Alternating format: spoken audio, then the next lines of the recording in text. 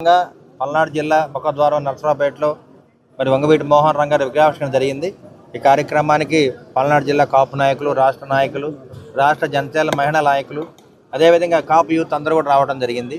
ST, SC, BC, minority సోదరులు అందరూ కూడా కాపు సోదరులు ఈ కార్యక్రమంలో పాల్గొని వాళ్ళ వర్ధంతిని ఘనంగా చేయడం జరిగింది. వంగవీటి మోహన్ రంగా అనే ఆయన ఒక వ్యక్తిగత మహాశక్తి, అందరి వాడు.